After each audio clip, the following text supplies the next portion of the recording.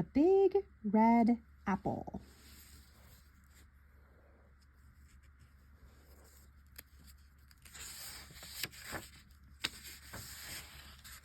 Bobby was a little boy, and he had a grandpa. One day, Bobby's grandpa sat by the fire while Bobby lay on the rug looking at a picture book. "Ho, ho," yawned Grandpa. "I wish I had a big red apple. I could show you how to roast it, Bobby." Bobby jumped up as quick as a flash. "I'll get you one," he said. Bobby ran outside through the drift of fallen leaves, all red and yellow and brown. At last he came to a big apple tree. But there was not an apple on the tree, nor an apple on the ground. "Oh," cried Bobby, "where have they all gone?" He turned away and started home across the fields. Pretty soon he met a kitty. "Oh, Kitty," he said, "do you know what they have done with the big red apples?"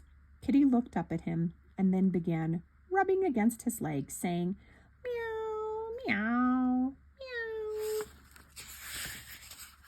So Bobby went on, and he met a friendly dog. The dog stopped and wagged his tail. So the little boy said to him, "Oh, doggy, can you tell me what have they done with the big red apples?" The doggy kept on wagging his tail and barked, "Bow, wow, wow." The little boy laughed, and he walked on till he came to the edge of the woods, and there was a gray squirrel. "Hello, Gray Squirrel," said Bobby. "Can you tell me what has become of the big red apples?" The squirrel whisked about and looked at Bobby. "Chee, chee, chee," he chattered, and ran to the foot of the chestnut tree. Then Bobby went across the field to Farmer Tom's house. Farmer Tom was outside, and he smiled when he saw Bobby. "Good morning, Bobby," he said. "What can I do for you?" "Please," said Bobby, "I want a big red apple for Grandpa and me." Farmer Tom laughed. "Come with me, and you shall pick one for yourself." So they went into the barn, and Bobby saw many barrels of big red apples. "Oh, what a lot," said Bobby. "Why, did you pick them all?" "We didn't want to leave them for the frost," said Farmer Tom, "so we gathered them up to eat through the winter."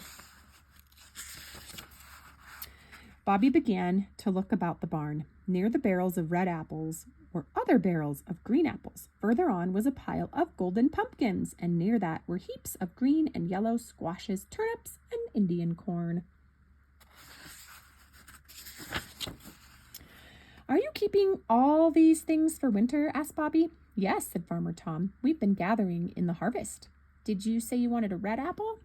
Bobby's eyes sparkled as he picked out the biggest red apple he could find. "Thank you, Farmer Tom," he said, and ran home to give the apple to his grandpa.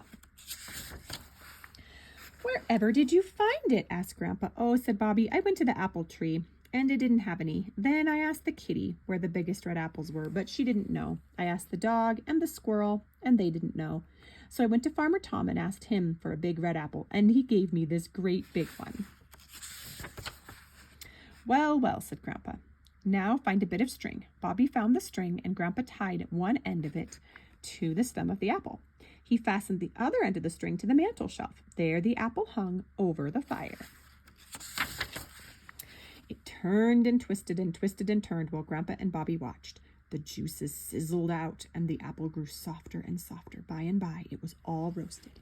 Then Bobby fetched a plate and 2 spoons, and he and Grandpa sat before the fire and ate the big red apple. The end.